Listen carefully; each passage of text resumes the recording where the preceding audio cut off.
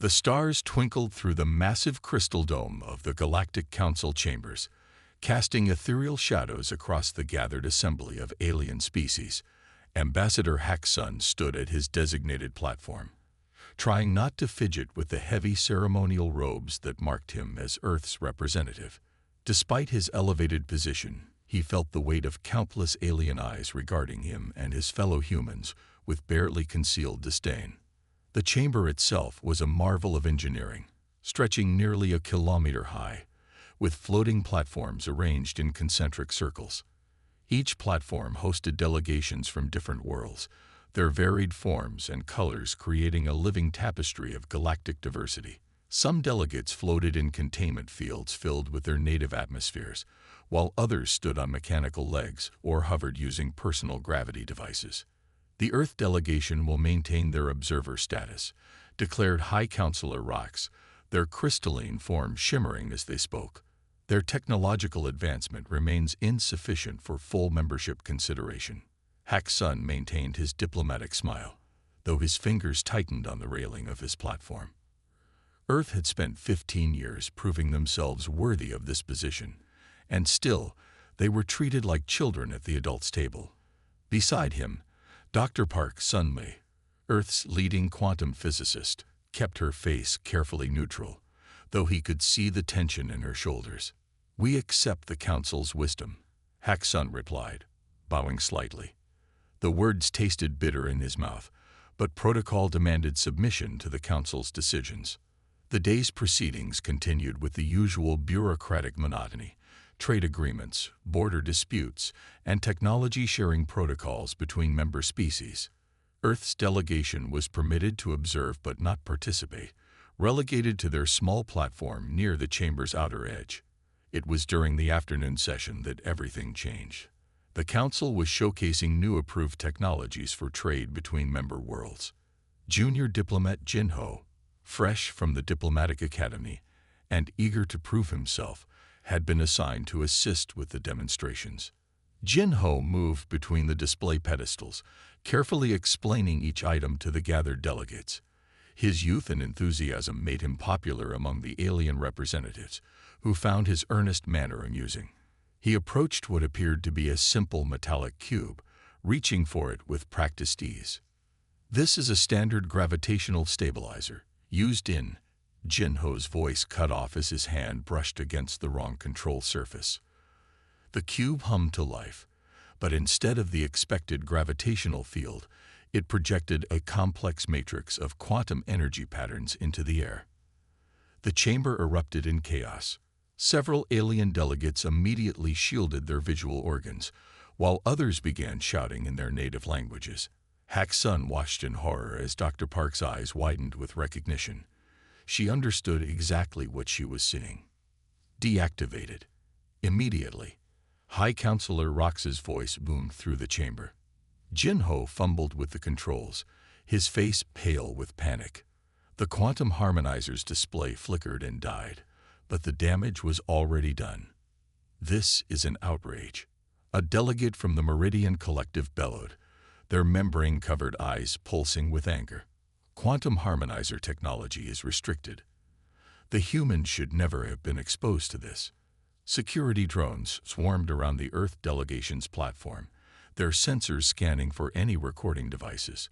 Dr. Park stood perfectly still, her eyes fixed on the spot where the quantum patterns had danced moments before. Hacksun knew that look. She had already memorized everything she'd seen. "This was an unfortunate accident," High Counselor Rox declared, their crystalline form vibrating with barely contained fury. "The human delegation will be escorted from the chamber while we discuss the implications of this incident." As security drones herded them toward the exit, Hacksun caught Jinho's devastated expression. The young diplomat looked like he wanted to sink through the floor, but beneath the chaos and shouting, Hacksun noticed something else. Dr. Park was smiling. In the corridor outside, Dr. Park pulled Hacksun aside while their security escort waited at a respectful distance. "Ambassador," she whispered, her eyes bright with excitement, "what we just saw, it changes everything. The quantum patterns, the energy matrix, They're using principles we never even imagined. But now that I've seen it, Hack's son raised a hand, silencing her. He knew the council would be monitoring every word. Dr. Park, he said carefully, whatever you think you saw today was merely a malfunction. Nothing more. He emphasized each word, giving her a meaningful look. She nodded slowly, understanding the game they now had to play.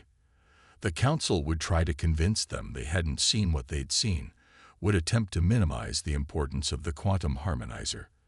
They would pretend it was a simple mistake, a diplomatic faux pas to be smoothed over and forgotten. But as Hack's son watched Dr. Park's fingers twitching, already working through calculations in her mind, he knew the council had made a catastrophic error. They had shown humanity a glimpse of what was possible, and if there was one thing humans excelled at, it was turning possibilities into realities. The council believed they were containing a diplomatic incident. In reality, they had just handed humanity the key to their future among the stars. And all because a junior diplomat had touched the wrong button at the right moment. As they were led to their quarters to await the council's decision, Hack's son caught Jin Ho's whispered apology. "Ambassador, I'm so sorry. I've ruined everything." Hack's son placed a gentle hand on the young man's shoulder. "No, Jin Ho," he said softly, watching Dr. Park pull out her personal datapad with trembling fingers. "I think you've just changed everything." Deep beneath the mountains of South Korea, in a facility that officially didn't exist, Dr. Park Sunma stared at the holographic display floating above her workstation. The quantum patterns she'd memorized from the council chambers danced in the air, exactly as she remembered them.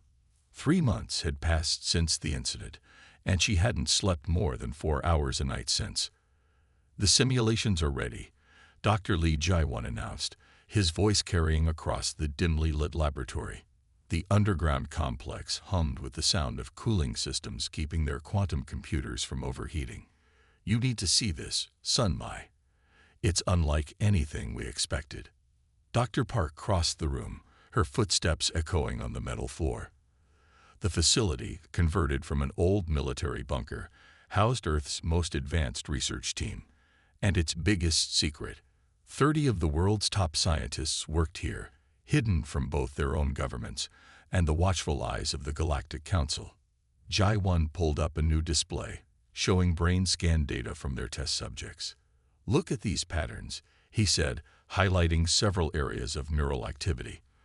"When our volunteers process quantum calculations, their neural pathways activate in ways we've never seen before. It's as if their brains are naturally attuned to quantum mechanics." "Show me the comparison," Dr. Park requested, leaning closer to the display. Ji-won nodded and brought up data from their alien species database, classified information borrowed from the Council's public archives. The difference was striking. While alien brains showed standard computational patterns, human minds lit up with complex quantum interactions. Areas that should have been dormant were blazing with activity. "We're not just good at this," Dr. Park whispered. "We were made for it." Research Director Kang Tae-young entered the lab, his usual stern expression softened by excitement. "The prototype is ready for testing," he announced. "Team 3 has finished the initial construction based on your calculations." The 3 scientists made their way to the testing chamber, a reinforced room designed to contain any quantum accidents. In the center stood their version of the quantum harmonizer, smaller than the Council's model, but potentially more powerful. "Are we sure about this?" Jae-won asked, double-checking the safety protocols. "If the Council detects the energy signature—" "They won't," Tae-young assured him. "We've developed a masking field based on their own technology. As far as anyone outside this facility is concerned, we're running a geothermal power plant." Dr. Park approached the prototype, her heart racing. This wasn't just a copy of alien technology. It was something new. They had taken the basic principles they'd glimpsed and rebuilt them from the ground up, incorporating uniquely human insights. "Initiating startup sequence," she announced, placing her hand on the control panel. The device hummed to life, projecting a quantum field that was both familiar and different from what she'd seen in the council chambers. Energy level stable, Jai-1 reported, monitoring the readings. Quantum coherence at 130% of projected values. It's working better than we calculated. Tae-Young watched the data scroll across his screen. The efficiency rating is unprecedented. We're not just matching their technology, we're surpassing it. Dr. Park adjusted several parameters, watching as the quantum field responded instantly to her commands. The human-designed interface was intuitive, allowing for direct manipulation of quantum states that the Council's version required complex programming to achieve. We need to move forward with Phase 2, she decided. Begin production of the miniaturized versions. If we're right about the applications, it could change everything. Jai-1 finished. Quantum computing, energy generation, even space travel. None of their restrictions will matter once we've developed our own technology. A junior researcher burst into the room, tablet in hand. Dr. Park, we're getting results from the medical trials. The quantum field isn't just stable, it's healing tissue damage at the cellular level. We never even considered medical applications. Dr. Park exchanged looks with her colleagues. This was exactly why the Council kept advanced technology from developing species. They feared innovations they couldn't control. Human creativity, combined with their natural affinity for quantum mechanics, was proving to be a powerful combination.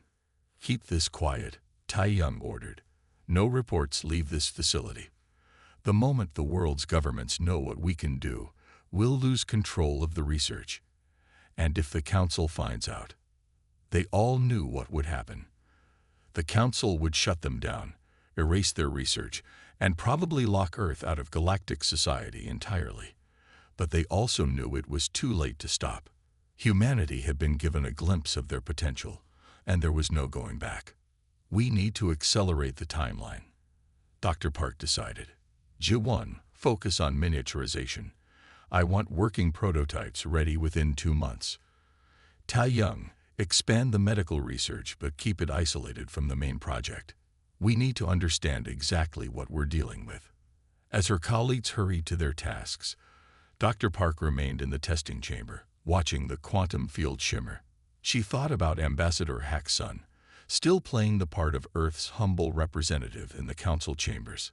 Soon, very soon, the facade would no longer be necessary. Dr. Park, a voice called from the doorway. One of the younger researchers stood there, holding a datapad. We've detected some unusual patterns in the quantum field. It's almost like, well, it seems to be responding to human thought patterns, as if it's trying to communicate. Dr. Park felt a chill run down her spine. They weren't just improving alien technology. They were discovering something entirely new, something the Council had either never found or had chosen to keep hidden. Document everything, she ordered, and triple-check the security protocols. We're not just engineering their technology anymore. We're breaking new ground entirely. As she watched her team work, Dr. Park couldn't help but smile. The Council's mistake hadn't just given humanity a peek at advanced technology. It had awakened something that had been dormant in human beings all along. They weren't just catching up to galactic civilization. They were about to leap beyond it. High Commissioner Do-Young frowned at his monitoring station aboard the Council's observation platform orbiting Jupiter. The quantum energy patterns emanating from Earth had changed subtly over the past few weeks. At first, he'd dismissed the variations as equipment malfunctions, but now he was sure something was very wrong. Young me, he called to his aide, look at these readings from the southern hemisphere. This energy signature, it shouldn't be possible at their technology level. Young Mi moved to his station, her eyes widening as she studied the data.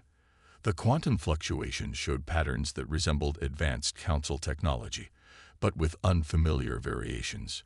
Could it be interference from our monitoring equipment?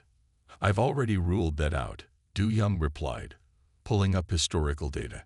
These patterns started appearing 3 months ago. They were subtle at first, but they're growing stronger. And look at this. Their power consumption doesn't match the output we're detecting.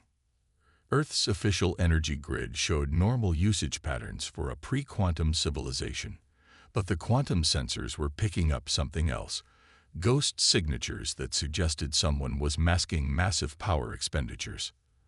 "There's more," Yum-Mai said, accessing her own terminal. "Their satellite launches have increased by 300% in the past month. They're claiming their communications and weather monitoring platforms, but the energy readings don't match known human satellite technology." In high orbit above Earth, engineer Kim Hyun-woo supervised the deployment of another communications satellite. The small craft looked conventional from the outside, but its heart contained something revolutionary. A miniaturized quantum harmonizer built with purely human technology. "Satellite QH-47 is in position," his assistant reported. "Power signature is masked and operating within expected parameters. The Council's monitoring stations aren't detecting anything unusual." Hyun-woo nodded, watching as the satellite joined the growing constellation of quantum-enhanced devices spreading throughout Earth's solar system. Each one was a tiny piece of a much larger puzzle, a network that would soon change everything.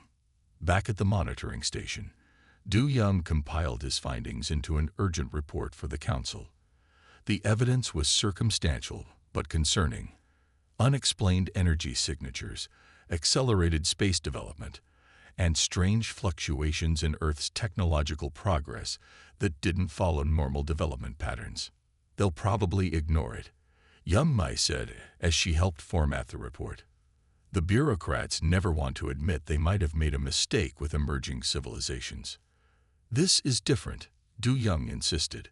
"These patterns, they remind me of something I saw once in the restricted archives. Technology that was deemed too dangerous for general use." The report made its way through the Council's Byzantine bureaucracy, passed from department to department as officials argued over its significance. Some dismissed it as paranoid speculation, while others buried it in committees for further study. Meanwhile, Earth's quantum network grew stronger. Each new satellite added to its capabilities, creating a web of quantum-linked devices that spanned from Mercury to Mars. Hyun-Woo's team worked tirelessly, using the cover of routine space operations to build something unprecedented. "The network is at 60% capacity," Hyun-Woo reported to Dr. Park during their weekly encrypted communication. "Once it's complete, we'll have quantum communication and power transmission capabilities across the entire inner solar system." "Any issues with the Council's monitoring?" Dr. Park asked, her holographic image flickering slightly. "They're watching, but they don't understand what they're seeing. Our masking technology is working perfectly. By the time they figure it out, it will be too late," Dr. Park finished with a slight smile. Do-Yum grew increasingly frustrated as weeks passed with no response to his warnings. The energy signatures from Earth were growing stronger, and new patterns were emerging that he couldn't explain. "Look at this," he showed Yum-Mai one day, pointing to a new reading. "Their satellites are generating quantum entanglement fields. That's supposed to be impossible with their level of technology." "Commissioner," Yum-Mai said carefully, "maybe we should consider a direct investigation. Bypass the bureaucracy entirely." Do-Yum shook his head. "That would violate at least 6 different protocols. The Council would have my position within hours. And if we're right, if they've somehow acquired advanced quantum technology." Before Do-Yum could answer, their instruments detected a massive quantum surge from Earth. For a brief moment, the energy readings matched exactly what he'd seen in the restricted archives, the signature of a quantum harmonizer network. "Send another report," he ordered, his voice urgent. "Mark it maximum priority. The Council needs to see this before." The surge vanished as quickly as it had appeared, leaving their instruments showing only normal readings. When Do-Yum tried to retrieve the sensor logs, he found them corrupted, as if something had reached through the quantum field and erased the evidence. "It's too late," he realized, staring at the seemingly innocent blue planet below. "They're not just experimenting with quantum technology. They've mastered it, and they've found ways to use it that even we haven't discovered." Yunme looked at her superior, seeing the fear in his eyes. What do we do now? Now, Du Yun laughed bitterly. Now we hope the Council takes action before humanity decides to show us exactly what they've been building out here in the dark. As if in answer, another human satellite launched from Earth, its conventional exterior hiding secrets that would soon change the balance of power in the galaxy forever. Ambassador Song Minki stood before the full Galactic Council, his expression grim as he prepared to deliver their ultimatum to Earth. The massive chamber, usually filled with the quiet hum of diplomatic discourse, crackled with tension.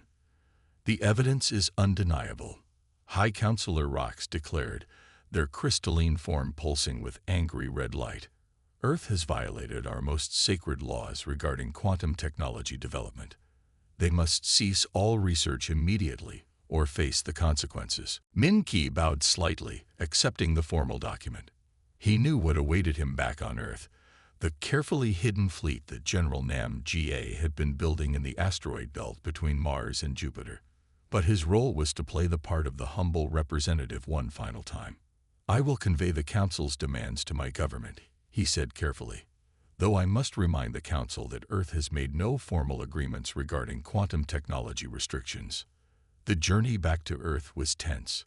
Min Ki's shuttle passed through the Council's peacekeeping fleet gathering near Mars, hundreds of ships preparing to enforce the Council's will. If only they knew what waited for them. General Nam Ga stood in the command center of humanity's first fleet, hidden within a hollowed-out asteroid. Through quantum-enhanced sensors, she watched the Council's forces gathering. Her ships, designed with technology that had evolved far beyond the original harmonizer, waited in perfect silence. Their positioning for a standard containment formation, her tactical officer reported. They still think we're limited to conventional spaceflight. J.A. allowed herself a small smile. Let them think that. Status of our quantum drive network. All ships report ready, General. The quantum link is stable across the fleet. The Council's ultimatum arrived on Earth, delivered to a special session of the United Earth Government. Min Ki read it aloud, his voice echoing through the chamber. Cease all quantum research within 24 hours or face immediate military intervention. The response was not what the Council expected. Instead of submission or diplomatic protests, Earth activated its quantum communication network. On every Council ship and station, holographic displays sprang to life, showing General Nam Ga in her fleet commander's uniform. Honorable members of the Council, she began, her voice calm but firm. For too long, you have decided which species are worthy of advancement and which must remain limited by your arbitrary restrictions. That ends today. Commander Ro Da-hyun, leading the Council's peacekeeping fleet, ordered an immediate attack. His ships surged forward, weapons charging, only to find their targeting systems suddenly blind. Earth's quantum field had expanded, creating a web of distorted spacetime that made conventional sensors useless. All ships switched to manual targeting, he ordered, watching as his carefully planned formation began to break apart. Launch fighters and... He never finished the command. From the seemingly empty space around his fleet, humanity's ships appeared. They didn't drop out of hyperspace or emerge from stealth fields. They simply shifted from one quantum state to another, materializing in perfect attack positions. This is your only warning. General Nam's voice echoed through every ship in the Council fleet. Return to your territory and recognize Earth's sovereignty, or face the consequences of your actions. Da-hyun had fought in a dozen campaigns across the galaxy. He had faced pirates, rebels, and rogue AI fleets. But he had never seen ships move like this. The human vessels seemed to ignore the basic laws of physics, appearing and disappearing at will, their quantum drives allowing them to reposition faster than his gunners could track. Target their flagship, he ordered, desperation creeping into his voice. All available weapons. His fleet's combined firepower converged on a single human destroyer, only to pass through empty space as the ship quantum shifted, reappearing behind his command vessel. Before he could react, Quantum-enhanced weapons pierced his shields as if they didn't exist. "Last chance, Commander." General Nam's voice was almost gentle. "Order your fleet to stand down." Daihyun watched in horror as 3 more of his ships disappeared in quantum fire. The humans weren't just winning. They were demonstrating complete superiority over the Council's most advanced technology. "All ships," he transmitted, his pride bitter in his throat, "stand down.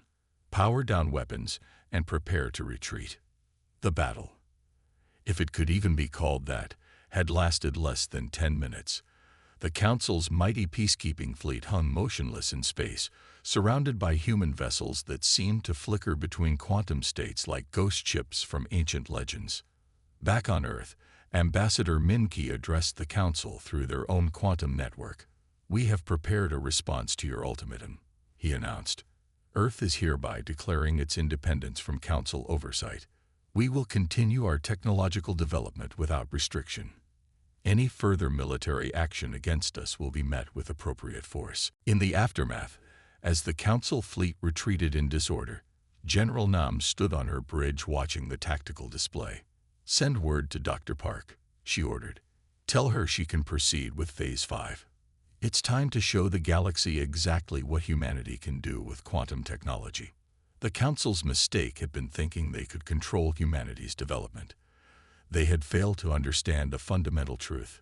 Humans didn't just copy technology. They reimagined it, rebuilt it, made it into something new and often terrifying. As the last Council ship disappeared into hyperspace, General Nam allowed herself a moment of satisfaction. This was just the beginning. Humanity had taken its first steps onto the galactic stage, not as supplicants or observers, but as a force that could no longer be ignored or controlled. The quantum age had begun, and it would reshape the galaxy in ways the Council had never imagined possible. The quantum comm system chimed softly as Admiral Yum Siri reviewed the deployment orders on her command deck. The massive viewscreen showed hundreds of human vessels spreading across known space, their quantum drives leaving trails of distorted reality in their wake. "Third Fleet has reached the Centauri sector," her tactical officer reported. "The Council's forces are withdrawing without engagement. Word of our victory is spreading fast." Siri nodded, studying the strategic display. After decades of being confined to their solar system, humanity's ships were now moving freely through Council space. Chief Engineer Choi Han-bin's latest quantum drive improvements had given them unprecedented mobility. They could cross the galaxy in days instead of months. "Admiral," her communications officer called out, "we're receiving requests for contact from 17 different civilizations. All of them were previously under Council restrictions." On the primary diplomatic channel, Diplomat Im Suho's hologram appeared. The experienced negotiator looked almost overwhelmed by the flood of incoming diplomatic requests. "Admiral, the Proxima Coalition is offering us full access to their territories in exchange for quantum technology sharing. They've been under Council sanctions for over a century." "Send them our standard diplomatic package," Siri ordered. "But first, have their representatives meet with Chief Engineer Choi. We need to assess their technological capability before proceeding." In his quantum engineering lab aboard the flagship, Choi Han-bin was demonstrating Earth's latest innovations to a group of alien scientists. Their multiple eyes and varied appendages all focused intently on the miniature quantum core floating above his workbench. The key wasn't just understanding quantum mechanics, he explained, manipulating the energy field with practiced ease. It was realizing that human consciousness naturally interfaces with quantum states. We don't just use the technology. We interact with it on a fundamental level. One of the alien scientists, a floating gas-filled sphere, pulsed with excitement. This explains why the Council kept quantum technology restricted. They must have known some species could develop it beyond their control. Han-bin smiled. "The Council's mistake was showing us what was possible. Once we saw it, there was no stopping human innovation." Across Council space, the balance of power was shifting rapidly. Admiral Yum's fleets moved with impunity, their quantum-enhanced ships appearing and disappearing at will. Traditional defenses proved useless against technology that could manipulate the fabric of spacetime itself. Fourth Fleet reports the Orion sector is secure, her tactical officer announced. The Rigel systems are requesting immediate diplomatic contact. Their representatives say they have something called quantum crystals. They want to trade. Siri turned to I'm Suho's hologram. Your assessment, diplomat. The Rigel systems have been peaceful traders for millennia. Suho replied. The Council restricted their development because their natural resources were too valuable to share. They could be valuable allies. As they spoke, another human innovation was changing the galaxy. The quantum communication network, far more sophisticated than anything the Council had built, was spreading between friendly systems. Real-time communication across vast distances was becoming possible for the first time in galactic history. Admiral, Han Bin's excited voice came through the quantum link. The Proxima scientists just showed me something extraordinary. They're quantum crystals, they're naturally occurring quantum processors, combined with our technology. The possibilities are endless, Siri finished. She had seen enough breakthroughs in the past months to know that this was just the beginning. Humanity wasn't just catching up to galactic civilization. They were revolutionizing it. In a distant sector, a Council patrol fleet encountered a single human destroyer. Instead of running or fighting, the Earth ship simply broadcasted an offer of peaceful technology exchanged to every world in range. The Council commander could only watch helplessly as 3 systems under his protection immediately opened diplomatic channels with Earth. We're not here to conquer, Siri announced in a galaxy-wide broadcast. Earth offers friendship and technological cooperation to any civilization ready to step into a new age of development. The Council's restrictions are no longer binding. The response was overwhelming. Centuries of Council control had created a galaxy full of frustrated, deliberately stunted civilizations. Now they saw a path to advancement that didn't require Council approval. Diplomatic Corps reports 43 new technology sharing agreements signed in the past hour, Suho reported, his hologram flickering with activity. And the Antarian League is offering us their quantum mineral rights in exchange for drive technology. Siri watched the strategic display, where more and more systems were lighting up green, indicating friendly relations with Earth. The Council's authority was crumbling not through force of arms, but through the simple act of sharing knowledge they had hoarded for centuries. Launch the quantum satellites, she ordered. Let's give these worlds their first taste of unrestricted faster-than-light communication. As Earth's influence spread, even some Council member species began reaching out secretly through diplomatic channels. They had seen the future, and it wasn't in maintaining the old restrictions. Remember when they called us primitive? Han Bin asked during a quiet moment on the bridge. Now they're all trying to learn our quantum manipulation techniques. Siri smiled, remembering the Council's dismissive attitude just months ago. Their mistake was thinking they could control a flow of knowledge. Humanity doesn't work that way. We take ideas and transform them into something new. Across the galaxy, quantum cores pulsed with human-enhanced energy, driving ships faster, connecting worlds more closely, and rewriting what everyone thought was possible. The age of restriction was over. The age of human innovation had begun. The stars themselves seemed brighter somehow, as if reflecting the new hope spreading through formerly restricted worlds. Humanity had been unleashed upon the galaxy, and nothing would ever be the same. Representative Park Min-seo stood in the ancient council chamber, but now the Grand Hall held a very different assembly. Where once the council's most powerful members had dominated the central platforms, now leaders from dozens of breakaway systems gathered to forge a new future. The council's time is over, she declared, her voice carrying through the quantum-enhanced acoustics. Today, we form the Free Systems Alliance, where technology and knowledge are shared, not hoarded. Director Shin Jae-yun watched from Earth's platform, noting how many former council loyalists were now eagerly joining the rebellion.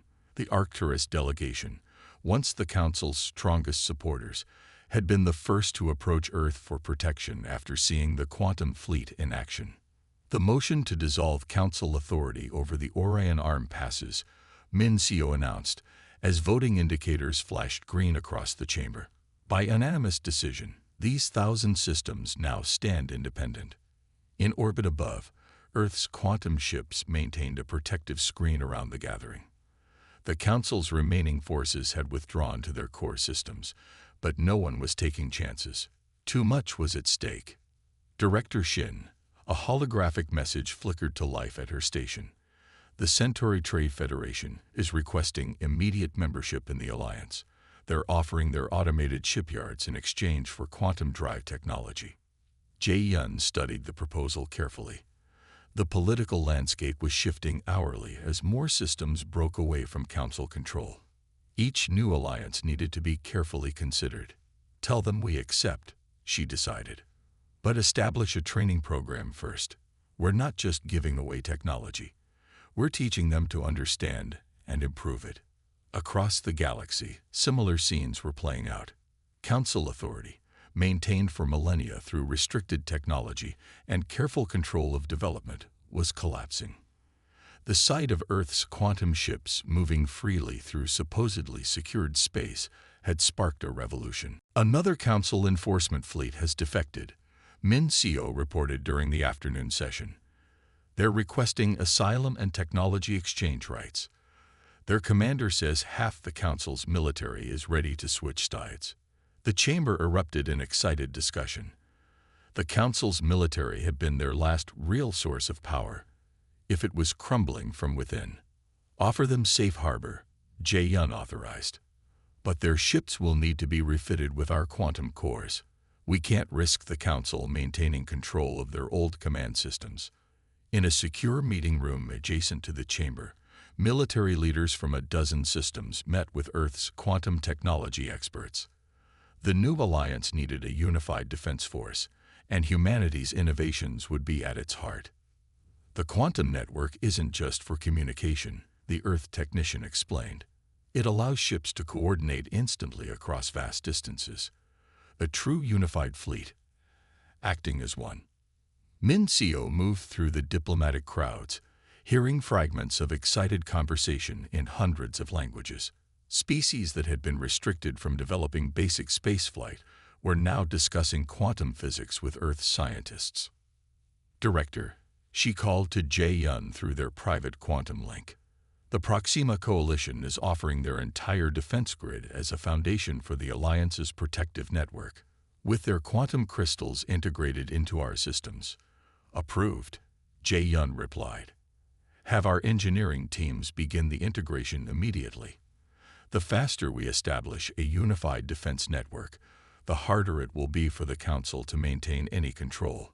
The Council's response to the mass defections was predictable. They threatened sanctions, military action, and economic isolation. But their threats rang hollow when Earth's quantum ships could bypass any blockade, and their technology made traditional economic pressure meaningless. They still don't understand, Min-Seo observed, watching another Council world request alliance membership. They think this is about power. It's about freedom. The freedom to grow, to develop, to reach our full potential. In the shipyards orbiting Mars, Earth's engineers worked alongside alien technicians, teaching them the principles of quantum drive technology. The knowledge transfer wasn't one way. Each species brought their own insights, leading to innovations nobody had anticipated. The Council tried to keep us apart because they feared what we could achieve together, Jae-yun told the assembly. Look at what just a few months of cooperation has produced. Imagine what we can do in years, in decades. The old power structure was crumbling faster than anyone had predicted. Council worlds that had stood firm for centuries now scrambled to join the alliance, seeing the future written in quantum fire across the stars. Final vote tallies are in, Min-Seo announced as the day's session drew to a close. 812 former Council systems have officially joined the alliance. 43 more are in negotiations. The Council's authority now extends to less than 15% of their former territory. Jae-yun looked out at the assembled representatives, beings of all shapes and sizes, united in their desire for unrestricted development. The Council's mistake hadn't just been underestimating humanity. They had underestimated every species' drive to advance, to learn, to grow. "The age of restriction is over," she declared. "Welcome to the future. Welcome to freedom." As the chamber erupted in cheers, quantum signals carried the news across the galaxy. The old order was dead. A new era of cooperation and advancement had begun, with humanity leading the way into an unrestricted future. The Grand Council chamber looked different now, its ancient majesty softened by the addition of quantum technology that made the air itself shimmer with possibility.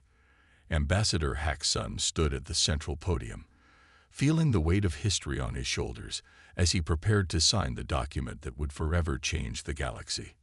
"We gather here today," he began, his voice carrying to every corner of the vast space, "to formally establish the United Galactic Alliance, an organization built not on restriction and control, but on cooperation and shared progress." Admiral Yoon Se-ri and Dr. Park Sun-mai stood nearby, both looking surprisingly calm for people who had helped reshape galactic civilization. The quantum cores that powered the chamber's systems hummed with the same technology that had started this revolution. Technology that humans had taken from a simple glimpse and transformed into something revolutionary. Jin Ho, now Earth's senior diplomatic advisor, couldn't keep from smiling as he watched the proceedings. His mistake years ago, accidentally activating that quantum harmonizer, had set all of this in motion. The Council's attempt to restrict humanity had instead sparked an unstoppable wave of innovation. "The charter before us," Hack-sun continued, "guarantees free technological development for all member species. The era of artificial restrictions is over. Together, we will reach heights none of us could achieve alone." Representatives from over 2,000 worlds filled the chamber, their diverse forms a testament to the galaxy's rich variety of life. Many were former Council worlds, others had been restricted species who had never been allowed a voice here before. Dr. Park approached the quantum interface that would record the charter in the new Alliance's database. The system she had helped design would make the document instantly accessible across the galaxy, preserved in quantum states that could never be altered or destroyed. "To think," she whispered to Admiral Yoon, "all of this started because they showed us something they thought we couldn't understand." The Admiral nodded, remembering the battles that had proven humanity's worth. They never realized that seeing something was all we needed. Human creativity did the rest. The signing ceremony proceeded with representatives from each major sector adding their authorization. The quantum network broadcast the event across the galaxy, reaching worlds that had been isolated for centuries under Council rule. The Council's greatest fear, Jin Ho mused to Hack-sun during a brief pause, was that we would surpass them. In trying to prevent that, they guaranteed it would happen. Hack-sun smiled at his young friend's observation. "Sometimes the best path forward comes from what appears to be a mistake. You taught us that, Jin Ho." The final signatures were being added now. The remaining Council worlds, reduced to a handful of systems, had chosen to join the Alliance rather than face isolation. Their representatives signed last, a symbolic end to the old order. "By the power vested in me by Earth and the Alliance worlds," Hack-sun declared, "I hereby pronounce the United Galactic Alliance officially established. Let a new age of cooperation and advancement begin." The chamber erupted in celebration. Species that had once been enemies under Council rule now exchanged congratulations. Quantum cores pulsed with excitement, their energy reflecting the mood of the gathering. Dr. Park activated the Alliance's new quantum network. Across the galaxy, confined worlds suddenly found themselves connected to a vast web of knowledge and communication. The barriers were down. The restrictions were gone. "Our first act," Admiral Yoon announced, "will be to establish quantum technology sharing programs on every member world. No species will be left behind in this new age." Jin Ho watched as former Council enforcers shook hands, or tentacles, or energy fields, with races they had once been ordered to restrict. The change wasn't just political, it was fundamental, a shift in how species viewed each other. "We did it," he said softly to Hack's son. "We really did it." The ambassador nodded, remembering that day years ago when a young diplomat's mistake had shown humanity what was possible. "No, Jin-Ho, you did it." That moment of accident became the catalyst for everything we've achieved. As the celebration continued, Dr. Park's quantum sensors detected something extraordinary. The combined joy and excitement of the gathered species was creating patterns in the quantum field itself. The galaxy wasn't just changing politically, it was evolving in ways no one had imagined possible. "The future is unwritten now," Admiral Yoon observed, watching the quantum displays show alliance ships spreading peaceful technology across the stars. No more artificial limits, no more restricted development, just infinite possibility. Hack's son took one last look around the chamber where it had all begun. The Council's mistake had been thinking they could control the natural drive to advance, to learn, to grow. In trying to keep humanity down, they had instead unleashed something unstoppable. As the ceremony concluded and the new alliance began its work, Jin-Ho's mistake took its place in history, not as an error, but as the moment that changed everything. The galaxy had been transformed, not through conquest or control, but through the simple human traits of curiosity, innovation, and the unwavering desire to reach for the stars. The age of restriction was over. The age of possibility had begun.